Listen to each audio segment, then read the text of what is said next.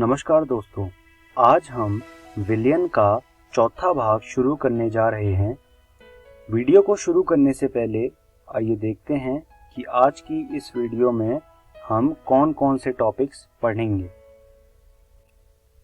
सबसे पहले हम अनुसंख्या गुणधर्म के बारे में पढ़ेंगे और उसके बाद हम असामान्य मोलर द्रव्यमान के बारे में पढ़ेंगे। तो आइए शुरू करते हैं अनुसंख्या गुणधर्म से। अनुसंख्या गुणधर्म क्या होता है? अनुसंख्या गुणधर्म वो गुणधर्म होता है जो सिर्फ कणों की संख्या पर निर्भर करता है, उसे अनुसंख्या गुणधर्म कहते हैं। अनुसंख्या गुणधर्म 4 प्रकार के होते हैं। पहला जो होता है उसे कहते हैं वाष्प दाब का आपेक्षिक अवनमन। दूसरा जो होता है उसे कहते हैं क्वथनांक का उन्नयन। तीसरा जो होता है उसे कहते हैं हिमांक का अवनमन और जो चौथा होता है उसे कहते हैं परासरण दाब। शुरू करते हैं वाष्प दाब का आपेक्षिक अवनमन से। देखिए, वाष्प दाब का जो आपेक्षिक अवनमन होता है उसके लिए जो समीकरण होता है वो कुछ इस प्रकार होता है।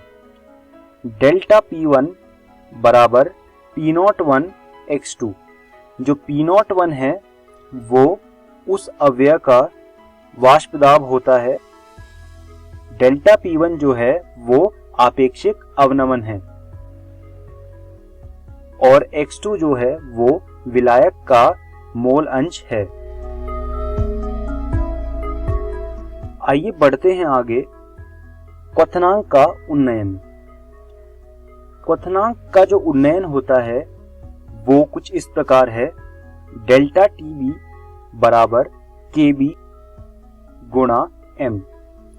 यहाँ पर M जो होता है वो विलेय की मोललता है और KB जो है वो क्वथनांक उन्नयन स्थिरांक है। आप इन चीज़ों को अपनी कॉपी में लिख लीजिएगा, ये बहुत ज़रूरी चीज़ें हैं। डेल्टा TB जो है वो क्वथनांक का उन्नयन होता है। क्वथनांक के उन्नयन पर काफ़ी प्रश्न पूछ लिए जाते हैं परीक्षा में, तो आप इस टॉपिक पर कुछ प्रश्न हल कर लीजिएगा। अब आगे बढ़ते हैं। हिमांक का अवनमन। हिमांक का अवनमन होता है डेल्टा TF बराबर KF गुणा M। यहाँ पर डेल्टा TF हिमांक के अवनमन को दर्शाता है। जो M है वो विलेय की मोललता है और KF जो है वो हिमांक का अवनमन स्थिरांक है। यह था हिमांक का अवनमन। यह भी बहुत ज़रूरी टॉपिक है, आप इस पर कुछ प्रश्न कर लीजिएगा। अब बात करते हैं हमारे चौथे और आखिरी अनुसंख्या गुणधर्म की, जिसका नाम है परासरण। अंग्रेजी में परासरण को ऑस्मोसिस भी कहते हैं। परासरण में क्या होता है, एक जगह विलयन होता है और दूसरी जगह विलायक होता है। बीच में एक अर्धपराग्य झिल्ली मौजूद होती है। इस अर्धपराग्य झिल्ली का काम क्या होता है, यह कुछ कणों को अपने से जाने देती है और कुछ कणों को रोक देती है। जब अर्धपराग्य झिल्ली विलयन और विलायक के बीच में लगी होती है तो विलायक का प्रवाह विलयन की तरफ होने लगता है। विलायन के इस प्रवाह को परासरण कहते हैं या फिर ऑस्मोसिस कहते हैं। तो यह होता है परासरण। अब जानते हैं परासरण दाब क्या होता है। हमारे पास 3 तरह की अवस्थाएं हैं। पहली अवस्था होती है जब कोई दाब नहीं लग रहा होता बाहर से। उस समय क्या होता है, जो अर्धपराग्य झिल्ली है जिसको हम अंग्रेजी में सेमी परमिएबल मेम्ब्रेन भी कहते हैं, उससे विलायक विलयन की तरफ जाने लगता है। लेकिन अगर हम विलयन वाले खांचे में ऊपर से एक दाब लगाएं और उस दाब को लगाते ही वो जो विलायक विलयन की तरफ आ रहा था वो आना बंद कर दे, उस दाब को कहते हैं परासरण दाब या फिर अंग्रेजी में उसे ऑस्मोटिक प्रेशर भी कहते हैं। तो ऑस्मोटिक प्रेशर या परासरण दाब वो दाब होता है जिसको लगाते ही जो विलायक का प्रवाह है वो रुक जाए, उसे परासरण दाब कहते हैं। यह दूसरी अवस्था थी। तीसरी अवस्था वो होती है जब जो हमारा दाब लग रहा है वो परासरण दाब से अधिक लग रहा है। जब दाब परासरण दाब से अधिक लगने लग जाए तो उस अवस्था में क्या होता है, विलयन में से विलायक के कण बाहर की तरफ जाने लगते हैं, तो इसे कहते हैं परासरण दाब। और जो आखिरी वाला मैंने आपको मामला बताया, वह मामला हम पानी को शुद्ध करने में इस्तेमाल करते हैं, उसे हम अंग्रेजी में रिवर्स ऑस्मोसिस कहते हैं।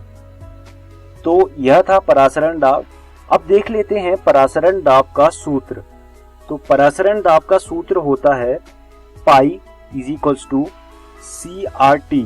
यहाँ पर C जो है वो मोलरता है, R जो है वो गैस नियतांक है और T जो है वो तापमान है।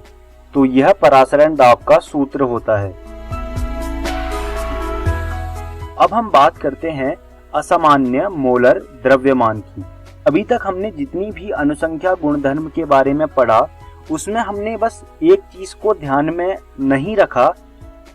जैसे हमारा KCl है, तो KCl को जब हम पानी में डालेंगे तो KCl जो है वो K+ और Cl- में टूट जाता है, लेकिन हमने अभी तक इन सब चीजों को नकारा है और इससे जो हमारी अनुसंख्या गुणधर्म की जो भी वैल्यू आई है वो सारी गलत हो जाएंगी।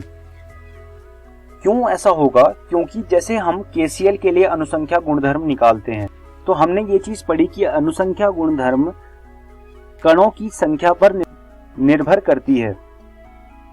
तो KCl तो एक कण है, हमने उस एक कण को लेकर ही उस अनुसंख्या गुणधर्म की मात्रा निकाली, लेकिन KCl तो K+ और Cl- में बटने के बाद दो कण बन गए, तो यहाँ पर दो कणों के लिए अनुसंख्या गुणधर्म निकालना होगा, जो हमने नहीं किया और जो कि गलत है। तो असामान्य मोलर द्रव्यमान इसी चीज को सही करता है। I बराबर सामान्य द्रव्यमान भागा असामान्य द्रव्यमान। I को वॉन हाफ गुणक कहते हैं। हमने अभी तक जितनी भी अनुसंख्या गुणधर्म निकाला है उसमें इस I को गुणा करना होगा और उससे जो अनुसंख्या गुणधर्म की जो भी वैल्यू आएगी वह हमारा सही उत्तर होगा। तो यह होता है असामान्य मोलर द्रव्यमान। आइए अब वीडियो के अंत में आ गए हैं हम लोग, तो देखते हैं हमने क्या क्या सीखा। सबसे पहले हमने अनुसंख्या गुणधर्म के बारे में पढ़ा। इसमें हमने 4 तरह की अनुसंख्या गुणधर्म पढ़े। उसके बाद हमने असामान्य मोलर द्रव्यमान पढ़ा। मैं उम्मीद करता हूँ आपको मेरी बताई हुई चीज़ें समझ आई होंगी और मैं आपको यह